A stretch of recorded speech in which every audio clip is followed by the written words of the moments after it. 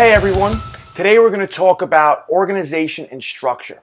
Now these are two very, very important facets of recovery, of life in general. Yeah. I mean, if you don't have organization in your life, you're going to be stressed out, you're not going to know what's going to happen, and when things really fall apart, you're going to lose it.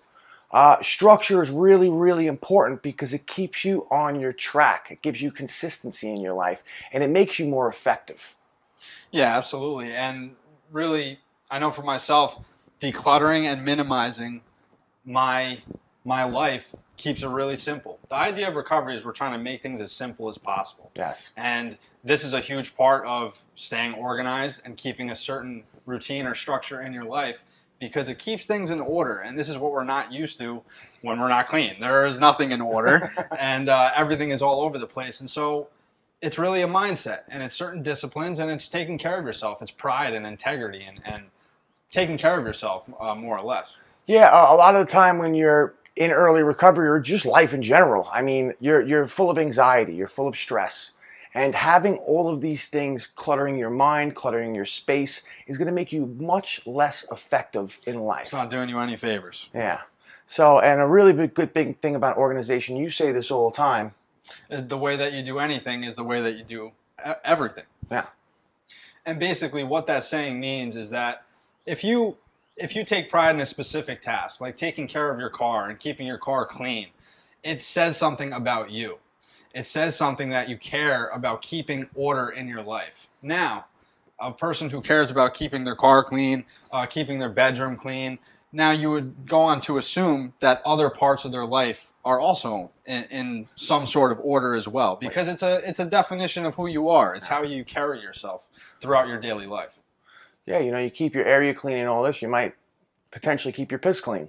And that's a really important part of recovery. So, but I want to ask you a few things because we really got to take inventory of your life.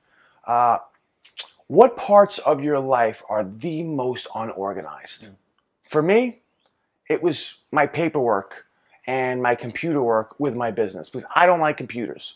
I'm a people person. I like to work with people. I like to help them.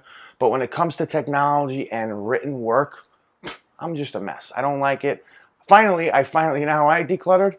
I hired a virtual assistant, and it was the best decision I ever made. Also, if there's any other part in your life that you're not paying enough attention to, or you're not giving the right effort that it deserves, that's very important. We need to figure out where you are, and we have to find a balance in your life. A really important question that you should be asking yourself is, what part of your life is overwhelming right now? And there can be many different areas. I know for me, everything was overwhelming. I didn't have a good job. Actually, I didn't really have a job at all. I got fired. It's a pretty crappy job. Yeah, right before I got clean. My relationships were out of whack. I mean, every part of my life was really out of whack. And so everything can really seem overbearing and overwhelming. And something to keep in mind, to keep it really simple, is this analogy. And it's, let's say your life is represented by a really messy, chaotic house. There's no organization. Every single room is filled to the brim with garbage and things that have been accumulating over the days, weeks, months, and years. Yes. And the question I'm going to ask you is, well, how would you clean this house? What is the easiest way to get this done? And the best way to do this is focus on one room at a time.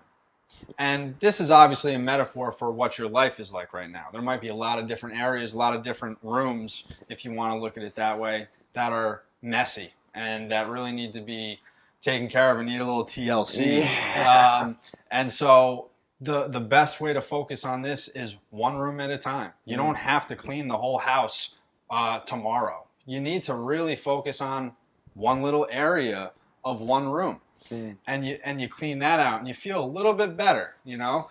The whole house might be a bombshell still, but maybe your closet looks a lot better. Yeah. Maybe there's some order there. And then you get to focus on a little bit of the rest of the bedroom the next day. And before you know it, maybe after a week, you have a full bedroom that looks a lot better than what it did the week prior. And so how can you use this metaphor in your life? What areas of your life can you kind of clean little by little and just focus on getting better a little bit each and every day? Yes, that's an excellent point. I read a book called Eat That Frog by Brian Tracy. It's a fantastic book. I suggest you guys read it. But it talks about eating the biggest, ugliest frog first. Now, what does that mean? That means everybody has things to do. Everybody has issues. But usually people major in minor things. So they have a bunch of tasks they got to do, and they started cleaning their desk. Meanwhile, they got to save their baby from a fire. And they pick the easiest thing because they're just doing busy work. Yeah, they're neglecting their business, and yet they want to worry about the invoices. Yes, exactly. They're checking emails. So this is a metaphor, but it's the truth. You know, you want to eat the biggest, ugliest frog in your life. If you have something that you need to address that first. Knock it out the park. You know, what are you neglecting in your life? That's usually the thing you're neglecting, is your biggest stressor. What are you stressed out about? What is it? Now, you might not be able to solve the entire problem, but you can address it, and you can organize a situation or a structure that's going to help you minimize that problem in your head, that stress in your heart, that thing on your mind. And it's liberating when you start attacking the beast by its throat. Yeah, and that's a great point. And some of you may be listening and thinking, well, the biggest problem in my life is my addiction. And that was the case for me when I was first getting sober. So we're bringing this to you because you might have so many things that are on fire right now, and trust me, I completely understand. It might be your finances, your relationships, all these different areas in your life. But what we kind of want to stress is addiction is probably your biggest priority you need to focus on right now, and focusing all your attention on that, because then what happens? All the other things that are going on in your life will be able to fall into place. But it takes time, right? And that's why we're talking about the one bedroom at a time. This is the most important bedroom you need to tackle and put all your energy on, because all the other things that are going on in your life will fall into place. And that's why you guys have this course. This is a manuscript of what you have to do and how you do it. So make sure you have your priorities straight. Something you need to think about and ask yourself is, what can distract you from staying organized? What are things that are happening in that internal dialogue that's going to take your eyes off of the prize? And something that I like to think about is that usually it's based in some type of fear. That's usually the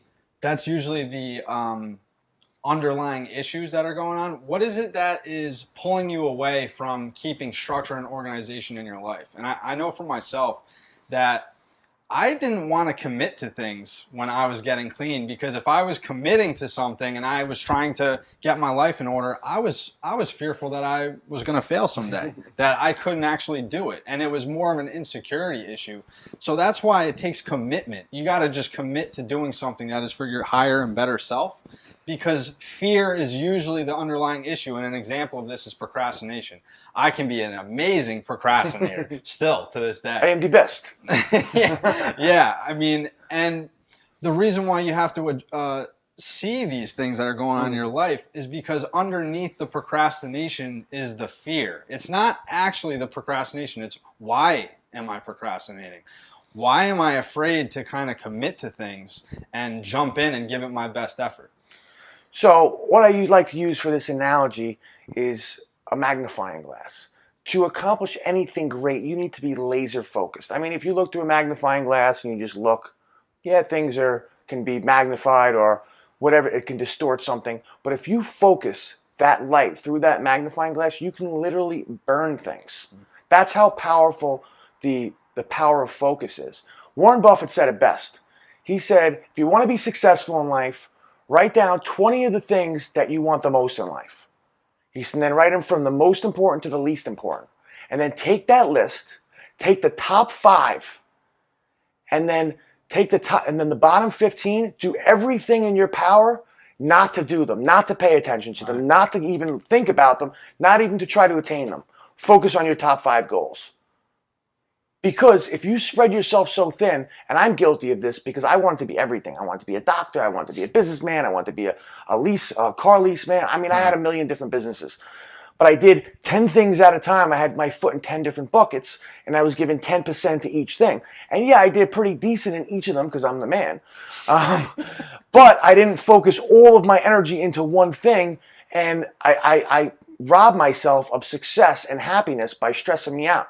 Because people say, yeah, I'm a great multitasker. That's BS. It's proven that nobody is a better multitasker than focusing on one thing at a time. It's impossible. And through those transitions, you're losing focus and effort and energy and everything that goes with being successful at trying to focus on one thing. The next thing I want to talk with you about is the importance of a routine, your morning routine. We'll call this the warrior wake-up routine. I like it. I like it. It has a nice ring to it. And your morning routine, you really want to try to make your routine in the morning as simplistic and orderly as possible, Yes. meaning you know exactly what you're doing at the same time every single morning.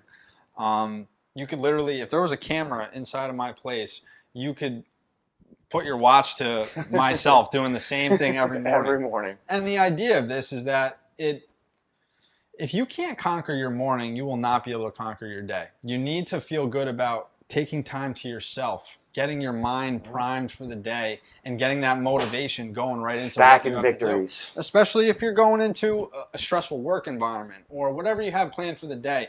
You cannot control the outside environment, and it's not your job to.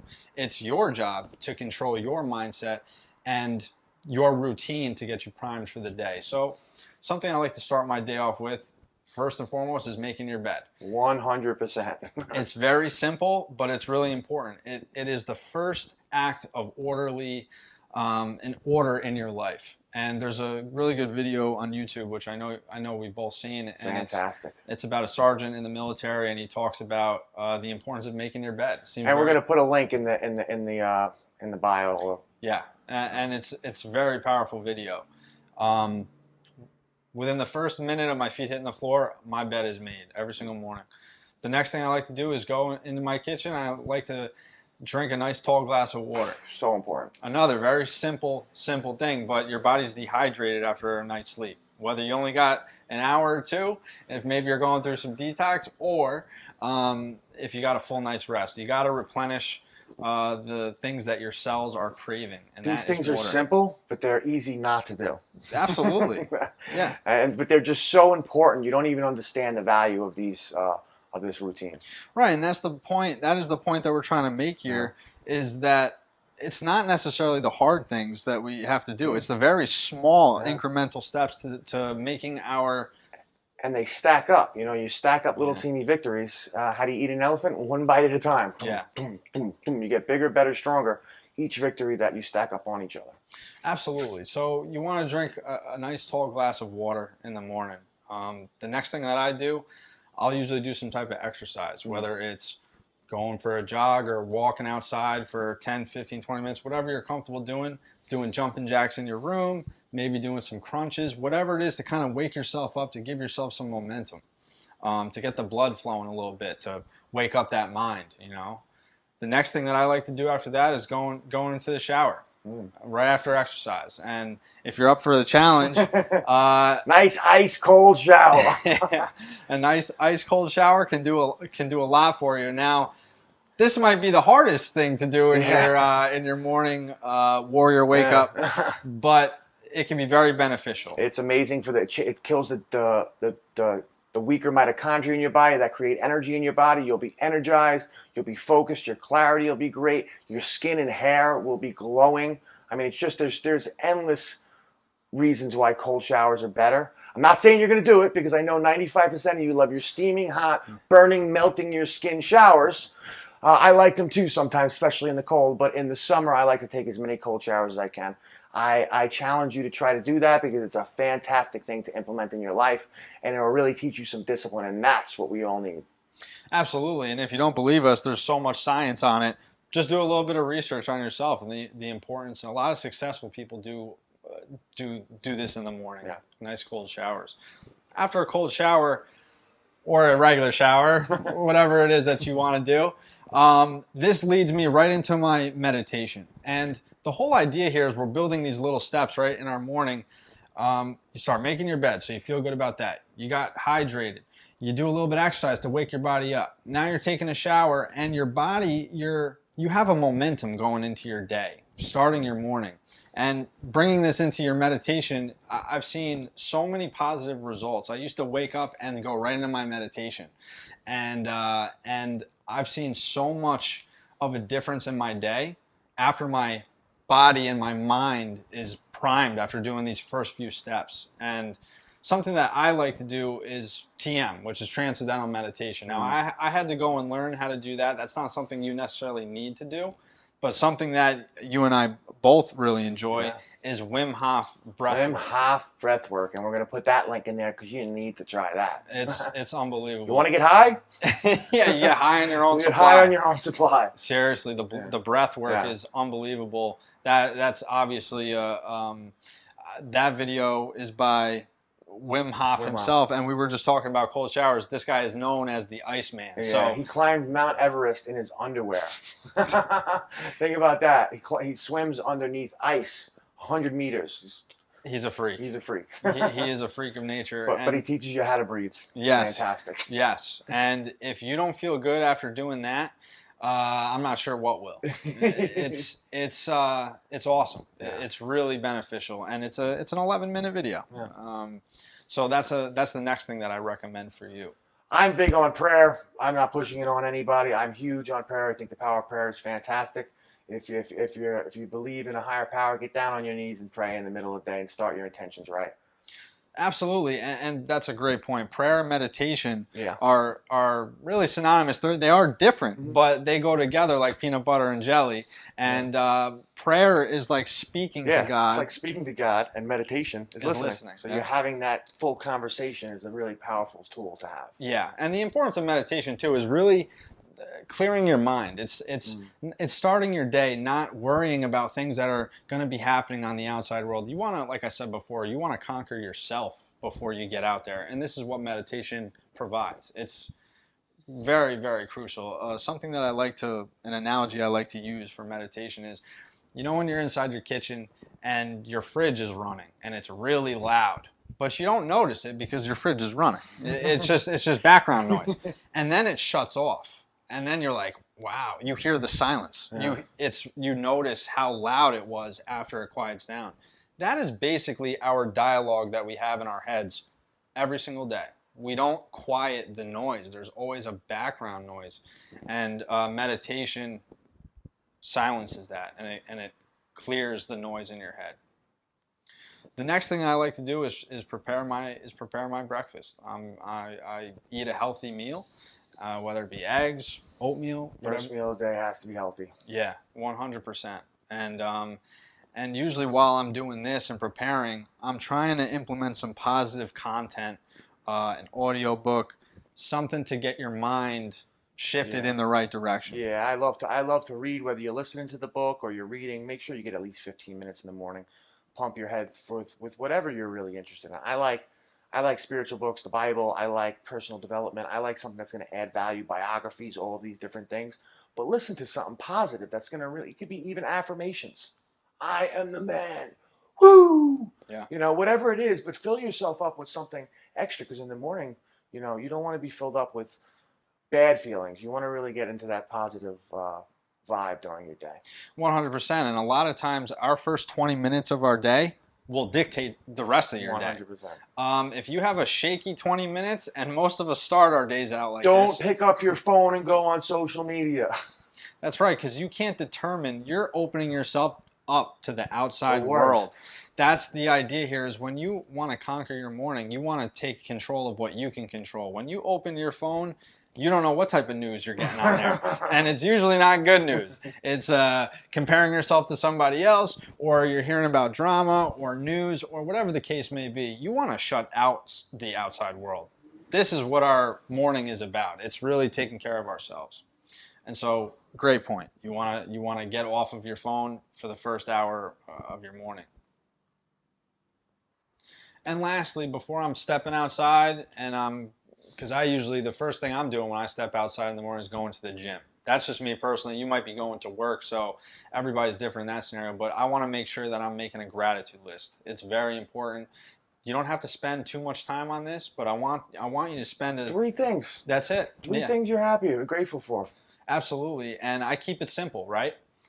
3 things. One is like a big thing, right? Like I'm grateful for my family. I'm grateful that I have a functioning body today. And so That's right. I'm grateful I got one leg. That's right. That I can still walk. Yeah, absolutely. And there's so many things that we take for granted that if we just shift our mindset for things that we have that we don't think about if we didn't have, you could fill your mind and your body with gratitude and positivity, and because we become our thoughts.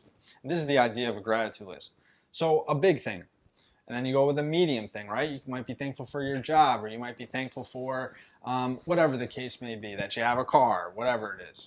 And then a minor thing, which could be something like, I'm grateful for the sun being out this morning. I'm grateful that it's a nice day. So keep it simple to 3 things, and think about that throughout your day.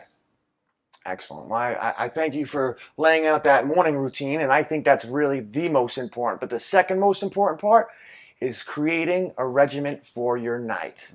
Very, very important. It's important how you end your day and how you go to sleep, because you ruminate those thoughts in your dreams and all of that different things. I mean, psychologically and subconsciously, it can either make or break you.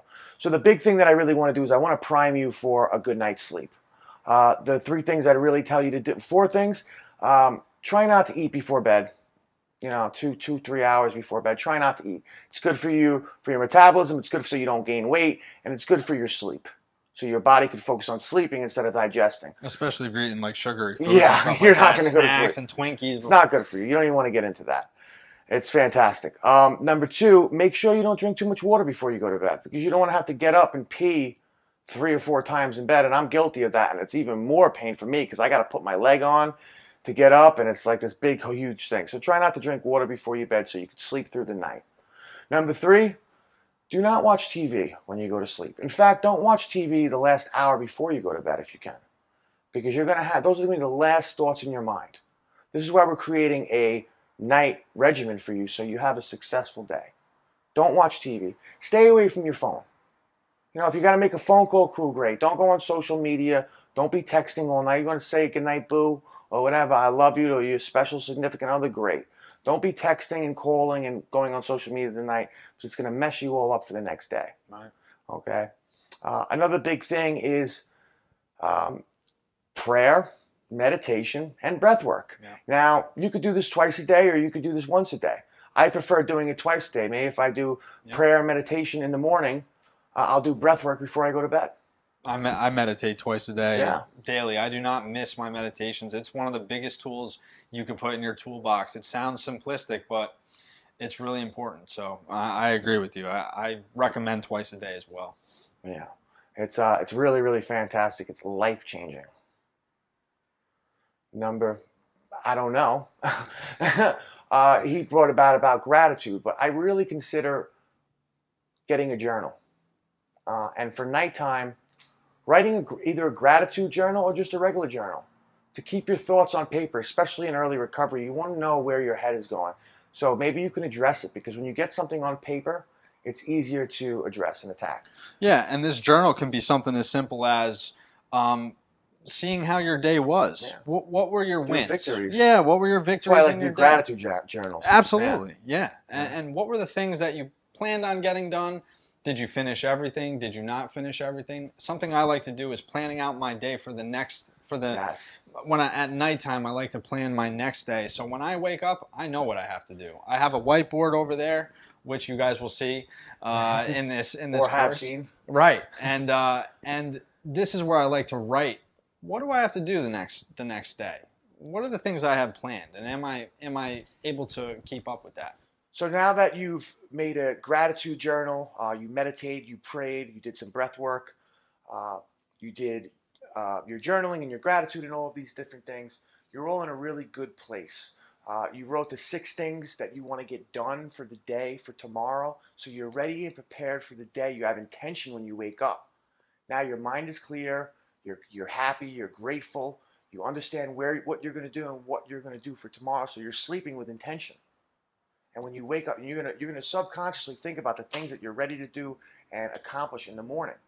And when you wake up in the morning, you're gonna wake up all bright-eyed and bushy-tailed. Because I know myself, if I don't have something to do in the morning, I just want to lay in bed. I'll lay in bed for 11 o'clock in the morning. I don't really care. If I got nothing to wake up for, I'm not going to wake up. That's why depressed people sleep all day. Like, I got nothing to live for. They lay in bed because it's the best thing that they have going for them. If you have a list of 6 things that you need to get done, you have motivation and intention to get up in that morning and accomplish your goals. And that's so powerful. Waking up in the morning and be like, oh, which way we go, George, is a problem. If you don't know what you're doing, you can't do it. But if you're ready and focused and you already have a game plan and a blueprint for success that day, you wake up on fire, man. Yeah, and it's about setting yourself up for success. Yeah. That's the idea. Nothing gets accomplished that isn't planned. Nothing that is worth accomplishing isn't planned. Things have to be planned first. And if you want to build the type of lifestyle that you want for yourself, these things take planning. And so don't wing it, because this is what I used to do in my active addiction. You can't wing things. You gotta plan them out. So what we've done so far, and we created a solid morning and a solid nighttime routine. It's called bookending your days. And what this does is you know exactly how your day's going to start and exactly how your day's going to end. And the fact of the matter is, these are the only 2 things that you have absolute control over in your life. So why not make them victories? And if you get consistent on this and you do it, you say making a habit takes 21 days. If you do this for 21 days, you're going to love it. And what's going to happen is those victories are going to start protruding into your day. And eventually, your day is going to be more success and less mayhem, until it's just those outlier situations that are holding you back and that you have no control over, and you'll be better fit to address them because you've had so much success, so much victory, and you have complete confidence in your days because you're taking back your life. Yeah, and it's building momentum. And one of the things that's also crucial is creating a schedule. You have to create a schedule for yourself. This is the middle part. Yes. This is what you're doing throughout your day, right? We're talking about morning and night, but now we're going to focus on the meat and potatoes of your day. And you really want to limit all the variables that can happen in the outside world, because you don't have complete control over what goes on once you step outside of your house. But the idea is that you want to create a list of things that you need to get done, and that's going to provide structure for you. And so one of the things I like to do is I'm going to the gym. I go to the gym every single morning. I do not miss going to the gym no matter what. Yes. It's just a standard that I hold myself to. It does more for me mentally than it does physically, to be honest. It's crucial. I highly recommend getting into the gym, whether it be in the morning before you go to work. Maybe you're not working, so you can go during the day, or at night. You got to fit it in somewhere. It's very important. Something else that I like to think about is dinner, is your diet. What are you going to do for, this is something you really have to think about, because when you get home and it's 5 p.m., 6 p.m., whatever the case may be after work, the last thing you want to think about is, oh, what do I have to cook now? Or what am I going to prepare for myself? Or you want to plan these things out before you even have to do it, so you're mentally prepared to do it. Because, yeah, you want to touch on that? That's why I really, really suggest always working off from a list, because a list keeps everything in front of you. You could see it. Having a schedule in front of your face, blocking out time for specific things, whether it be the gym, whether it be eating, whether it be working on projects, or whatever the case may be, you know what's allocated to that. Because the fact of the matter is, an idle mind is a devil's playground.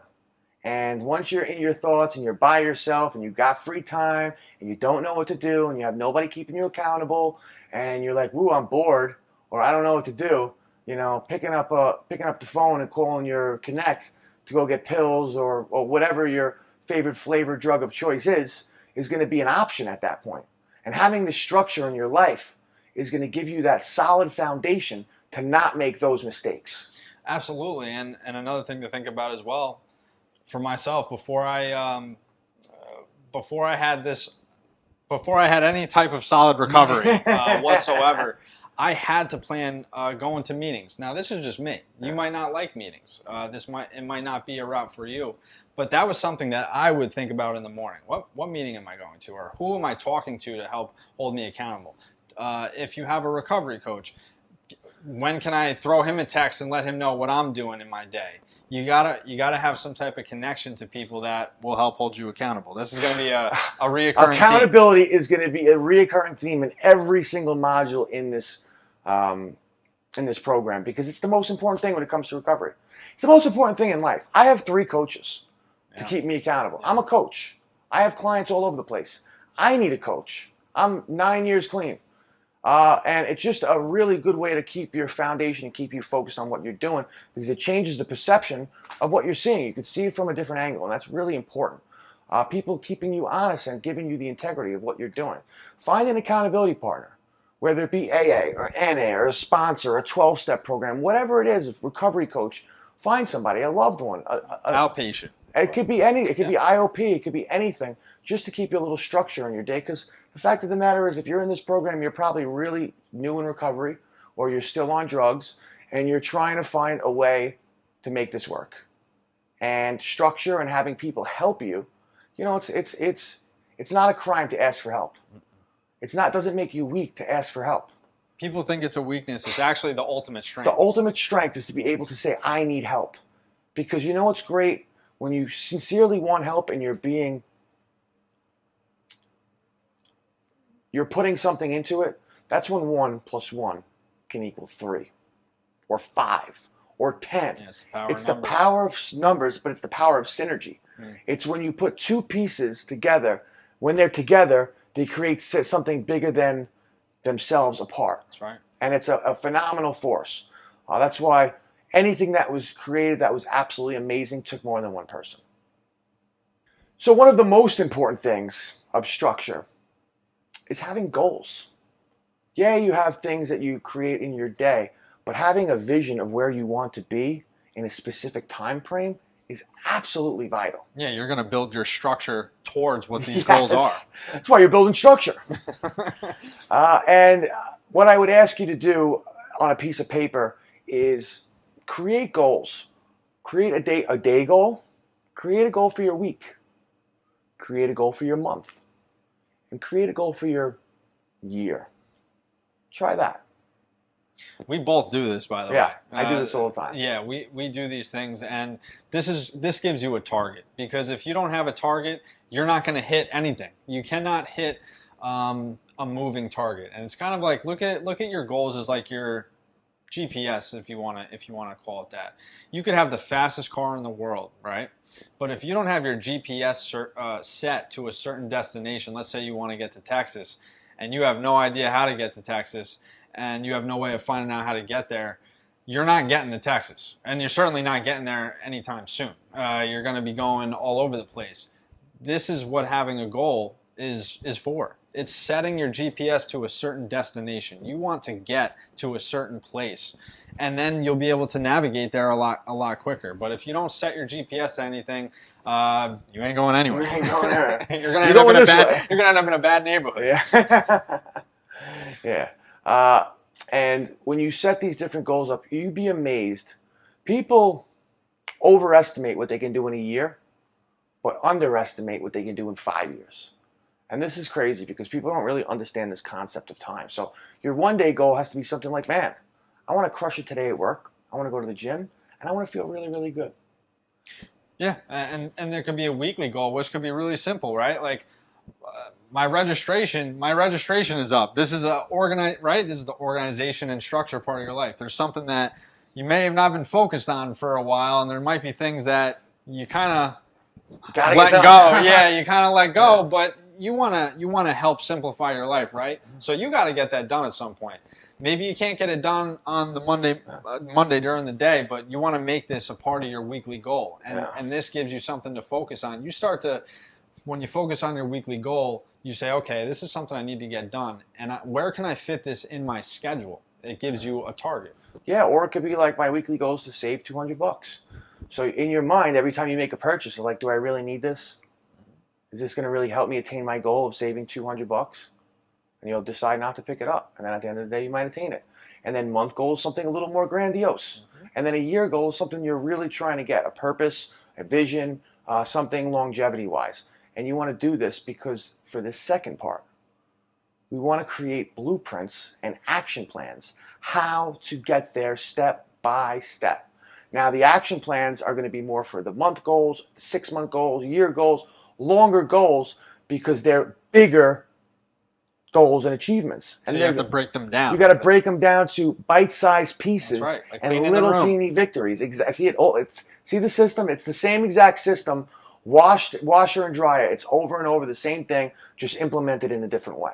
So what you're doing is you're breaking it down to bite-sized goals, so you get victory after victory after victory after victory. You gain the confidence and the posture and the affirmation that you're definitely going to achieve this. So one of the really important things that we haven't talked about is allocating time for personal growth and for projects and your purpose in life. Because all of us have jobs and all of us have things that we have to do. But what are the things that you want to do or you want to become? And this is going to take time. And if you dedicate a certain block of time in your day or in your week, it's going to compound effect. Eventually, you're going to achieve those goals. But you have to allocate time and you have to give it intentionally because it'll make you do it. Yeah, and for this especially, your why has to be strong. Yeah. You might, for instance, your what might be, I want to get into shape. I think everybody wants to have a certain body type, right? And feel good about their body. Now, I think most people want that. But if your why isn't strong enough, you're not going to end up doing it, right? Everybody says that they want a nice body or something like that. But why do you want one? It's really simple to say that you want to do something, but it's another thing to actually establish your why. So, after you've done all the structuring and everything, you're going to have extra time in your schedule. Because the fact of the matter is, after 24 hours a day, 7 days a week is 168 hours. If you sleep 8 hours a day, that means you have 112 hours of free time. Some people have more, they sleep less than that. But I'm suggesting you have 8 hours of sleep. So you have 112 hours of your week to allocate to your structure and your schedule. But that's a lot of hours. There's going to be times where you have breaks and freedom and things in between that structure, in between that time. So, what is the best way to use your free time? And to touch on that real quick, this might not to cut you off, this might not be the most exciting thing. Some things have to be discipline based in order to grow the way that we actually want to grow. So it can be some excitement things, but also needs to be geared towards some discipline as well. Yeah, I don't have no problem with pleasure. All right, you want to go do something great, you want to go to Six Flags, you want to go watch your favorite show, great. But what I'm saying is, don't use all of your free time to watch the series of Grey's Anatomy. I've heard it's a great show, but you don't want to watch 112 hours of it. It's things like that are good in moderation. You want to watch TV? Okay, watch TV for an hour a day. That's like a reward. Pick one show that you want to watch that day and watch it. Don't watch 3, 4, 5 hours of TV. Figure out something that's going to add value to you, like help you with your recovery. Maybe it's AA meetings. Maybe it's being around other people that have the same challenges, likes, and things. Maybe it's extracurricular activities. Maybe it's playing sports or hanging out with family is really important. I value that more than anything. I want to make sure that if I have any extra spare time, I'm going to take it out with the people that I love and my good friends and the people that make me a better person and help me grow. I like to keep time for my mentors and people that I learn from. I like to be in rooms that I'm not the smartest person, because if you're the smartest person in the room, you're in the wrong room. You're in the wrong room, and that's just a fact. So trying to get around people that are going to help me grow and be better and achieve my goals, because I probably said it a million times already, but you are the 5 people you hang out with the most. So find people that you can hang out with that are going to make you better. Yeah, we're only as good as the people that we surround ourselves with, because the people that you surround yourselves with there's a certain dialogue in these groups, and we become the quality of the questions that we ask ourselves. This is who we become in life. I mean, this is how it works. We don't usually think about these things, but it's the truth. So what is the dialogue that you're having in your inner circles? Is it positive or is it not? And the last question I'm going to ask you to close out this module is, how can you use this free time more efficiently? That's going to serve the purpose of what you're trying to accomplish. Think about it. It's really important. I'll see you in the next video.